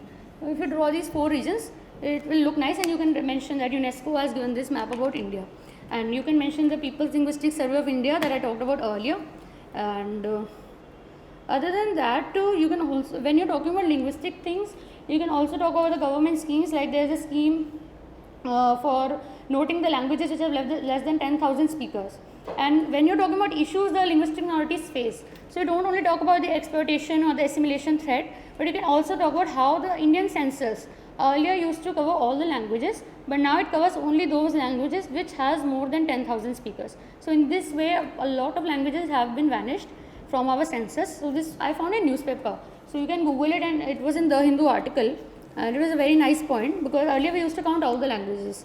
And other than that, for religious minorities, please try to remember the facts for the sex ratio, for the worker participation ratio, for the literacy rate. And if a particular community is having a particular issue, try to highlight it. For example, in the Muslims, they have the highest below poverty line people, 43%, and they have the lowest per day consumption of rupees 32 only. So you can mention these things which are like the bigger issues of our community, And then in the suggestions, you can mention the articles in the constitution, you can mention Sachar committee for Muslims, you can mention Afzal Amunullah committee for Muslims, and then there is Jan Vikas Karyakram, which is for everyone. I don't remember, I was not able to find any other community for particular community other than Muslims, but if you're able to find it, then you can obviously write it. And you can mention these schemes like Nai Roshni, Nai Savera, etc. You'll be knowing about it, so you can write those in the way forward part. And I'll come to 5.1 in the end. I'll talk about 5.3 first. 5.3 is a very direct topic. I think it's given in almost all the sources that you're referring. It's either Nadeem Hasnain or Muni Ratnam or IGNOU or whatever. And I'll say that only you have to write the definition and the features, and if you're able to find a good study, you can use that. But what I'll say is that in these topics, please try to conclude in a very unique manner. For example, in Sanskritization, you can mention that how desanskritization is also happening today, or people of the similar caste joining hands, which was talked about by M. N. Srinivas only in horizontal stretch. And for the media and social change part, I researched a lot. So I found a few papers online which had given quite a bit of studies about how media influences our society. So I won't suggest you to search so much. I'll rather suggest that you can look at my notes. I'll share this particular point, media and social change and Panchayati Raj and social change. So I found 5-10 good studies for both of them, and they were very nice. I'll share them. And 5.1 Indian village. The reason I took this in the last is because after you have covered the entire unit till here, I think then you should cover 5.1, because a lot of things can be covered just by whatever you have read till now. For example, if you are talking about Indian village as a social system, then you just have to mention the caste system. So you can mention G.S. Ghurye, you can mention dominant caste, M. N. Srinivas, you can mention Jajmani system, William Weiser, and you get the point, right? You can mention sacred complex, then you can mention Indian village is not a little republic, which was countered by M. N. Srinivas and S.C. Dubey. On that note, also you can make an answer on why Indian villages are not a little republic. So this was the view of British anthropologists. They say that Indian villages are homogeneous and monolithic. So I think a question can come on this, or in general a question on Indian villages unity. So you can Google a little, and IGNOU has good sources on this. You can prepare a little note on it. And for the agrarian relations aspect, if you have confusion, what you have to do is you have to cover the class and the caste aspect in it. So for the class aspect, it's given in Nadeem Hasnain very nicely that there are 3 classes of the top class who does not do farm work on their own, and the other one who does the farm labor on their own fields, and the third one, Mazdoor, who does on the other fields. But you can also mention the caste aspect, which is the Jajmani system and the agrarian relations, because agrarian relations and Jajmani system are quite interlinked. And then in the end, what you can do is we might mention the studies. And studies, the ones I referred to in earlier also, Alice Tilche, which I told about in the future of caste system. So this can be used here as well. Similarly, there are studies which says that after the Green Revolution, only a small section of the society prospered and the others were very, in a poor condition. So these are the studies which you can mention in this part. And yeah, that's it in this, I think. Also, the settlement part is there. In the settlement part, you can mention 2 studies. One is LP Vidyarthi, and LP Vidyarthi has talked about the industrial complex. So it is a settlement pattern, and it's like I linked it on my own when I found that I read unit 4, and here I studied about industrial complex, which LP Vidyarthi had given, that how if industrial city sets up, then people settle around it. And another study is by Shamsher Singh, and he had studied in UP, and he showed how Tyagi people and Idrisi Muslim people stay separately. So this you can show for the religious aspect, and that's it for this part. And for the tribal part, I'll just say that for 6.1 it's very direct. It's given in Peanut, or you can find in any good source. And for 6.2, 6.3, and a lot more units actually are covered directly from Khaka committee. It's very nice. And again, I'll say that whatever you are using, mention the direct person who has done it and not just Khaka committee. And all these things like land alienation, poverty, etc. are there in Khaka committee. What you can do is just write the beginning definition, then you can write the facts that are given there, and then you can write the causes and the implications in this manner, and you can write this like land alienation, you can write the causes and you can write the implications. And after this, you can write a case study, which will be very helpful. Write at least 1 case study, and if you can write 2, if you don't have anything else, write 2. And then lastly, you can write suggestions which were given by Khaka committee only. Or if government has taken any step, for example, for land alienation, government has made an act, you can mention it also if the answer needs, if, for example, if it is lengthy. And for facts, be selective. Khaka committee has a lot of facts, so try to use the good ones. For example, in land alienation, there is a fact in it which says that though tribals are only 8.6% of the population, 47% of land alienation happens with them. So this is a very hard-striking fact. And similarly for forest, you can find it in the Government Ministry of Tribal Affairs report annual which comes. So it mentions that how many forest claims have been disposed of and how many claims have been accepted. So you will find that around 40 to 50% have been accepted and the rest have been discarded. So you can directly mention, and the latest year, the data remains the same every year, so you just have to check it. And for the education, health aspect also there is data on this report, so you should use the latest one. So every year the report comes and you can find it on the Ministry of Tribal Affairs homepage. And if you are talking about education, you can also use the study committee of Ramesh Bias. So it was the latest committee in Departmental Standing Committee. If you find committee on any other topic other than Khaka committee, then you should mention it. I was not able to find any other for 6.2 and 6.3, but if you find, then you should use it. And also obviously mention a lot of case studies for all these answers, 6.2, 6.3, and you can show the point you are trying to convey through the case study. So you don't have to write it again and again. You can mention in the flowchart and then you can directly write the case study. For the problems and of exploitation, deprivation of scheduled caste, I will say that please research it a bit. And for the scheduled tribes, you will be obviously knowing till now, you have studied all the 6th unit. But for 7.1 scheduled caste problems, one D.N. Majumdar has given a very important thing for them, that how they are not given equal respect and everything. So you can mention his line in the beginning. I used to do that. And other than that, please research it a little. You will find a lot of things that have happened that are very sad and heartbreaking. So you should highlight them instead of copy pasting a normal answer. I will also share a few that I have. And otherwise, in 7.1 unit, constitutional safeguards are very basic. I can't add anything for them. And for social, for impact of modern democratic institutions, I will again say please add a few studies. You can add Niyamgiri as a positive thing, and you can add Singrauli coal block as a negative thing. So in the Singrauli coal block, it's also in Khaka committee. It says that the people's signs were just taken on their own, and the thing was passed, and the people were not aware till the signs were taken. So this is like a negative, how it's not really effective. And for the effective part, you can mention the Niyamgiri one. Try to mention both, don't make it entirely negative, because some people are obviously benefiting by it also. And for the 7.3 and 9.3 unit, I can address them in common. For the ethnicity part, please read a little about a person called Brass. So his name is Paul Brass, I think. But he has given a very good definition about ethnicity, and he has talked about why ethnicity issues occur among the people. Ethnicity is mainly how people try to differentiate themselves from others.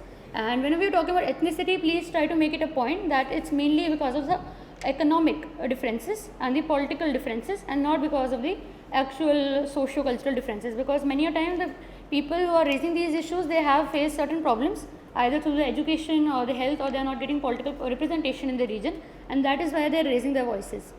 So, and in the regional names aspect, try to mention at least 3 to 4 case studies from the anthropological perspective.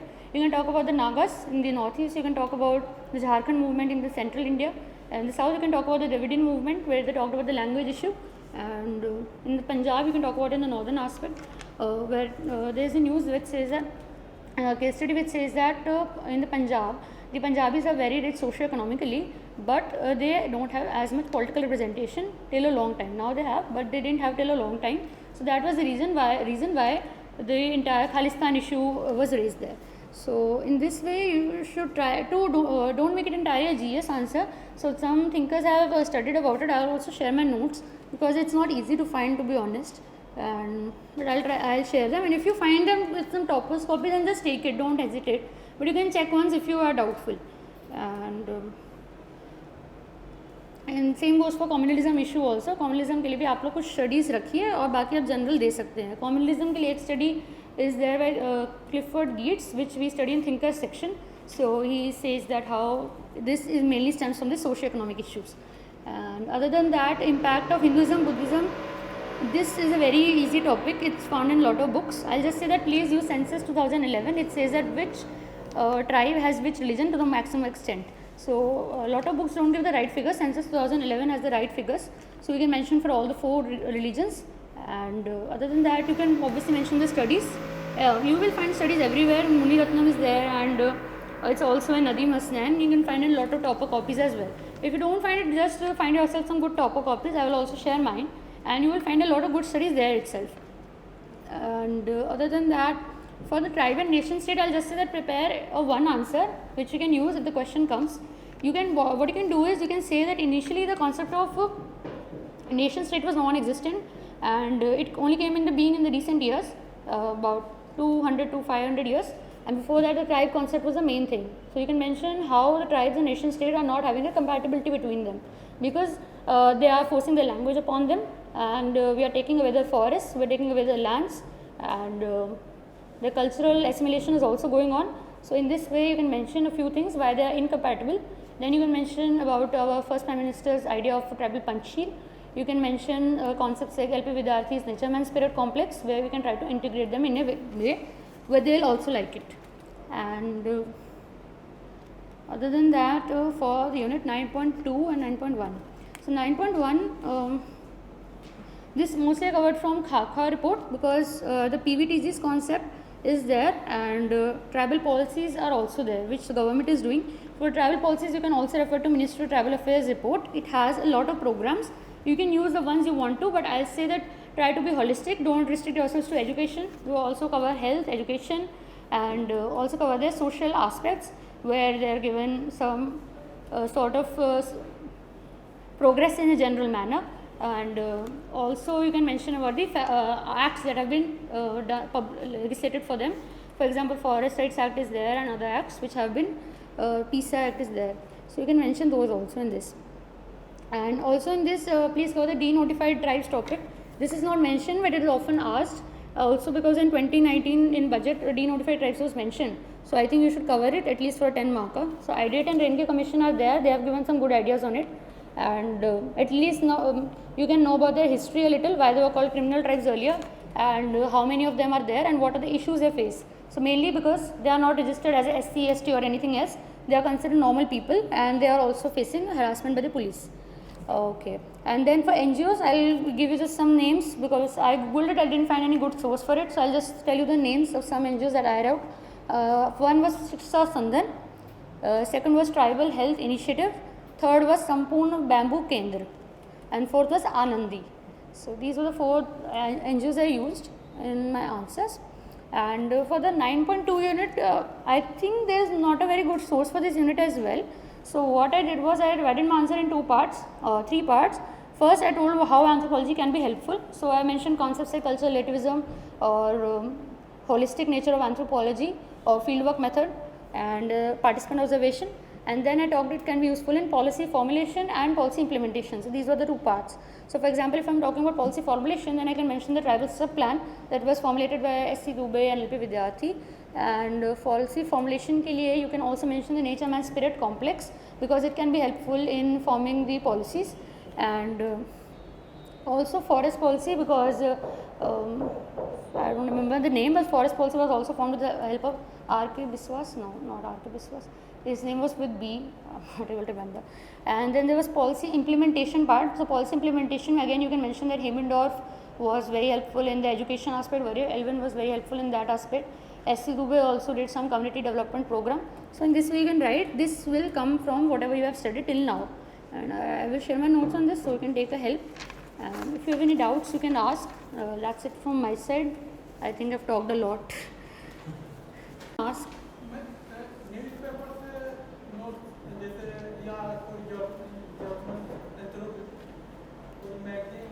No, I didn't use any particular magazine. I read Hindu daily. So in that only, if I found something, I noted it down. Or I took a photo and then I added it when I was studying that topic.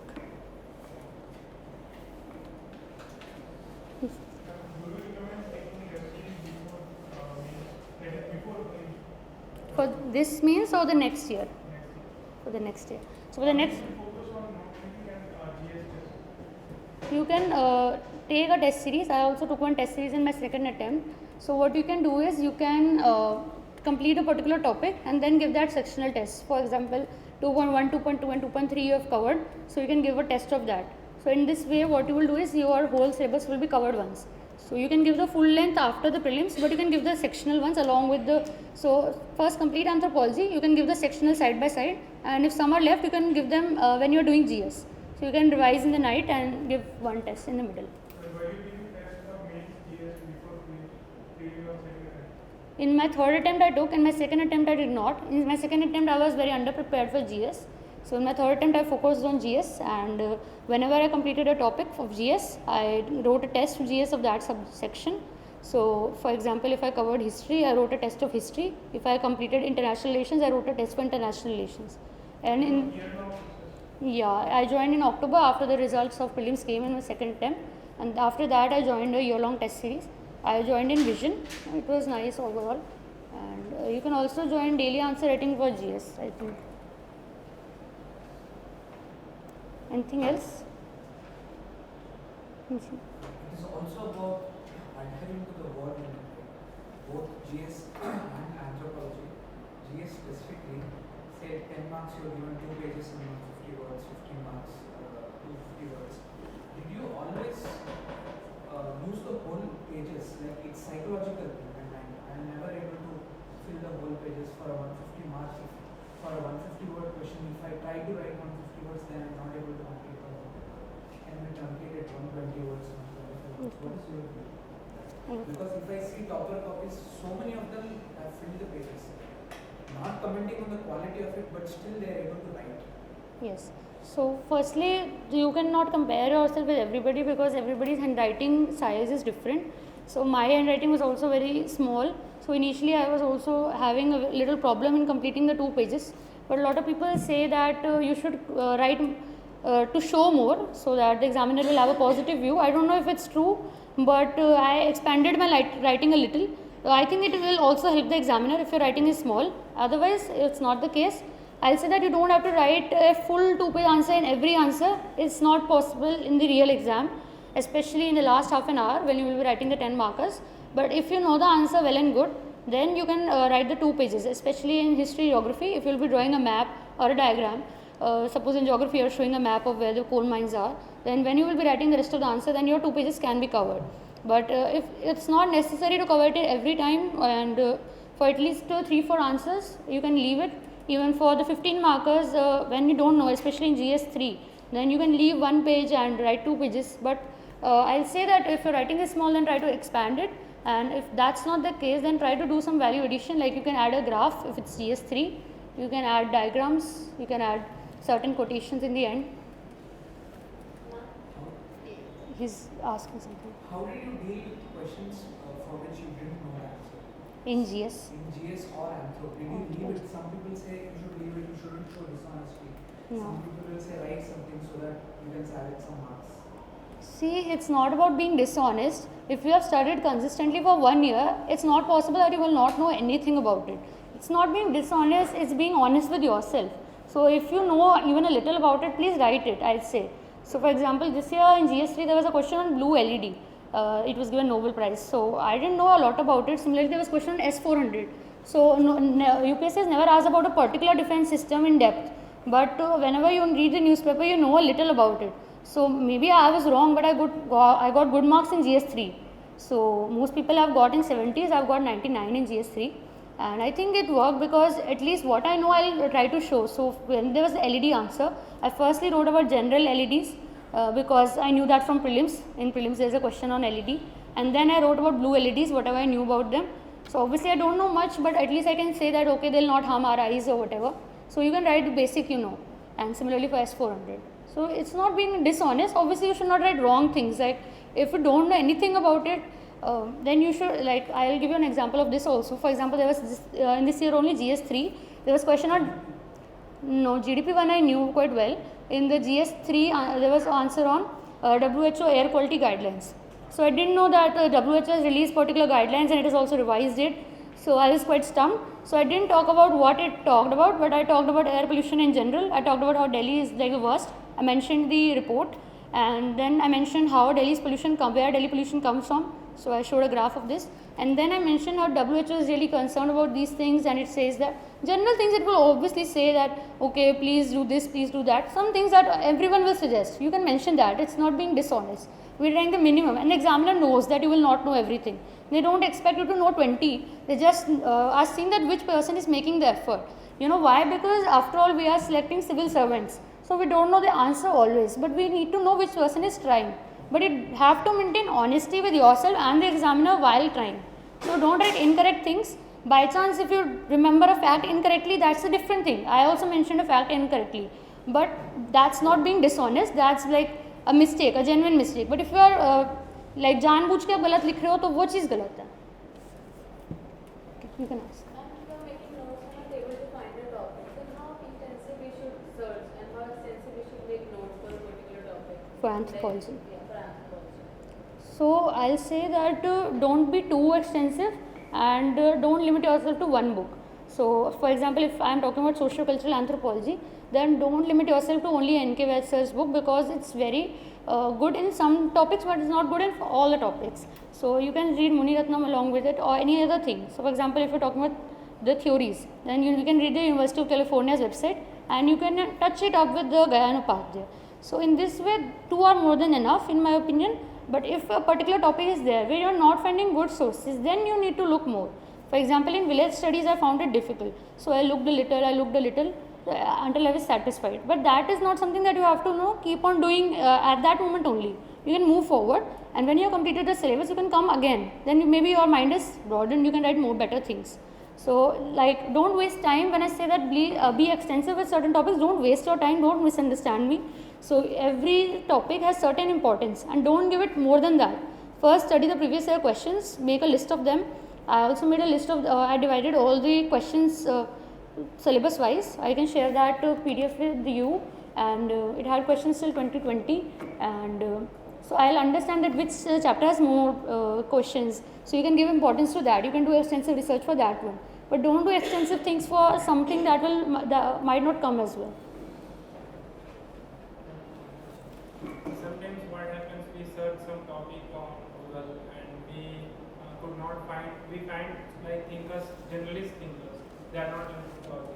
Can we vote them into our See, it depends. So example, if it's a very popular topic in anthropology, for example, we are talking about theories, or if you are talking about marriage, family, so these are topics which a lot of anthropologists have talked about. But for example, if we talk about social institution in 2.2, so it is a topic of sociology, it's not a topic of anthropology per se. So you can write a sociologist there. And if you are talking about epidemiological anthropology, so it has a very less research on from anthropological perspective. So there you can mention a general person also. So it depends on the topic. You will have to analyze it. Okay. Anything else? What problems you faced in your prelims and how you improved? Okay. So I was not able to clear prelims 2 times, and in my third attempt I was able to clear it. So I mainly faced two to three issues. I'll say my first issue was I was very underconfident in my first attempt. Like, I could have at least cleared the prelims in my first attempt, but I was very nervous. I thought that I cannot do it, and I marked the wrong answers even though I knew them. So it's if I told anyone, most people will not believe, but only the person who is going through can know that even if they know, if they are so nervous, they will mark the wrong answers, or they will not be able to think in the moment. So firstly, I'll advise, if anyone wants, that please be confident in yourself. If you have studied throughout the year, that's what everyone does. It's not like I am any different. I was also sitting somewhere, and it's honestly a little weird that I am standing here, but I am trying to say that all of you can. It's not like I am anything different or anybody else is. And secondly, in my second attempt, I was not able to clear by less than 1.5 marks.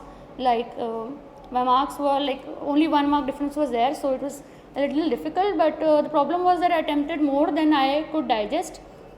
So I'd say that attempt as many as you can. Like a lot of people are good in elimination strategies. I am not very good in it. I am good in attempting more correctly. So in my third attempt, I was not even sure that I'll clear the prelims because I had attempted only 80 questions. So it's very risky, and I will not say that you should do it. But at my home also, when I practiced, I only did 80 to 85, and I got good marks. But when I did 93, 94, my marks dropped a little. So that you have to find your range. And other thing I'll say for the prelims is I mainly change my mindset. So in my first attempt I was very stressed. I was studying a lot, I'd say more than in my third attempt, but in my third attempt I was comparatively more relaxed. I was not crying every day that my syllabus will not get completed. I had made a plan and I was sticking to it. I had given me more days. So earlier I used to keep 2 days for history, and obviously I couldn't do history in 2 days. So it took 4 days, and then I was worried that what about my 2 days of polity, and obviously polity can't also be completed in 2 days. So please give yourself time, stop your mains preparation at the right time, and give your prelims preparation the time you need, and be very relaxed. I'd say the person who is more relaxed will do better in prelims. And in my third attempt I got 10 marks higher than the cutoff, which I was never able to. So this is the highest marks I have ever got in prelims. So I'd say that be calm and be very cool and just revise and give tests, nothing else. You don't have to worry about it, because prelims is getting trickier, but I think it's demanding to be demanding कि तुम और calm होके दिखाओ. So you have to be more calm. The more the prelims get trickier, the more you have to be calmer. Yes, that's the main thing. Did you make notes out of newspaper or just slide on monthly magazine? No, I didn't. I tried in my first attempt, and it was a very big failure, I'd say, because newspapers are very bulky, and I really appreciate the people who make newspaper notes, but I can't. And I read newspapers daily, and if I found something for anthropology, I bookmarked it. If I found something for my interview, I tried to take photos, but not a lot. And otherwise, I relied on monthly magazine of one institute. So this was your first mains, right? And for somebody who's writing mains for the first time, they would compete with people who have already written mains once or twice. So how did you deal with it? Did you write more tests? Did you revise more? What advice would you give? Because getting a chance to write mains has become so difficult since the last 4-5 years. So I'll say that if you are writing in 2023, I'll say that you should just start right now by GS, and whenever you write a topic, just give its test. I had joined the Vision 1, and I had also joined daily answer writing with this institute called IAS Network. So I used to send them my daily 2-3 answers, and they used to check it. So firstly I had a daily idea, but only after I read the topic, not like first day answer writing thing. Only after I read the topic, I had learned the articles in polity, then I wrote the answer. And when I had completed that particular subject, then I wrote the mains test for that. And in such a manner, I completed GS 1, 2, 3, 4. First I completed GS 4, because I think you should practice more for GS 4. The more you practice, the better you get. And otherwise, like I prepared GS 1, 2, 3, all of them before the prelims. And so I was quite prepared, I'd say. So after, but obviously it's very like it's a lot of syllabus. You can't revise it completely even till the end. So even in my after I gave the mains, I was a little sad and crying because I was not able to revise some of my notes completely, and I was very worried that I should have. And some of the topics also came from those notes that I was not able to revise. So, but I think when you make notes, you know them somehow in your heart, at least, not completely, if not completely. But the main thing is that you should start by GS wise, and not in the some people only cover polity, history, etc. before the prelims, and not the entire GS subjects. So you should do that. And if you are giving in this year, then you should write the full test, not the sectional ones. But you can read the sectional ones, questions and answers, like the important ones, because some questions are asked. Like there was this UK, US and Australia triangle. This was asked in GS2. So this was in vision test. So I had ignored the question though, because I thought that it's very unlikely. But so I think the test series are not all bad. You can at least get 2 questions out of there. This IAS network, is it nice? I'd say that they give, some evaluators are quite good. They give checking to a lot of students and toppers. So I think some evaluations are quite good, and sometimes you don't get such good evaluations, you can resend it and somebody else will check it. So that's not an issue. But overall, main thing is if somebody is evaluating you daily, you will get a check on yourself, or how you are doing. Then you don't need their evaluation. There is evaluation like the upper layer, and your evaluation will also develop. Like the soil will mature. जब notes बनाते हैं एक दूसरे से, तो उसमें बहुत ज़्यादा सर्च करना पड़ता है. जैसे कोई टॉपिक है तो उसे कंट्रोल ऐप से करते हैं या किताब? मतलब sorry, please explain. जैसे कोई टॉपिक का नोट बना रहे हैं सिलेबस में, GS या anthropology? Anthropology, Anthropology. तो उसको इग्नू में ऐसे सर्च करना में 3-4 बुक का है PDF, मतलब तो टाइम लगता है. तो उसे कैसे कम समय में सर्च यस, आप कंट्रोल एफ करिए first of all, and secondly वहाँ पे वो शुरुआत में इंडेक्स देर का होता है ना उन्होंने हर चैप्टर का इग्नू में, तो वो आप देखिए कि आपको कौन सी यूनिट पे जाना है, तो उससे हाँ हेल्पफुल रहता है। थोड़े लेंदी होते हैं but you should do control F, और कभी जल्दी जल्दी स्कैन करने की आपकी हैबिट बन जाएगी when you will search little. तो धीरे धीरे initially it took time for me as well, but gradually you will develop this habit कि आप जल्दी जल्दी स्कैन करके मेन जगह पे जा पाएँ। This will also happen with Khaka committee. You can only go to the chapter, but then you will have to scan and your eyes will become accustomed कि आपको जो चाहिए आपको वो दिखे, वो प्रैक्टिस से होएगा। बट बाकी सर्च करो और इंडेक्स देखो, यही कर सकते हैं बाकी तो। मैं देखा बहुत ज़्यादा एनरोलमेंट होता है, तो लाइब्रेरी में वेबसाइट नोट करने में दिक्कत हो रही है, इसका कोई और होता है? मतलब लाइब्रेरी में बहुत सारे जैसे बुक नोट बनाने के लिए रेफर करना पड़ता है, तो बहुत सारे बुक हो जा रहे हैं, तो उसे काम करने का कोई so you should read a topic in a day. Don't dump in topics. So if you are reading a particular topic, you will only have 2 books, maximum 3 books for it. So 2-3 books you have to manage. Read one and then read the second. You will find a lot of things are common, but in one book you will find a one good example, another book you will find a graph, you will find a study. So first write a common answer, and then when you have to put the case study, then write from one book. If you add a graph, then write from other book. Okay. Anything else?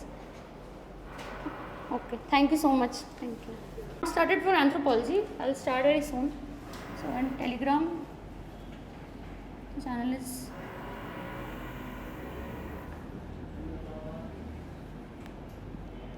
this is my Telegram channel. For Instagram you can write my name _96. This is underscore. I can't always answer, but I try to answer some of the doubts.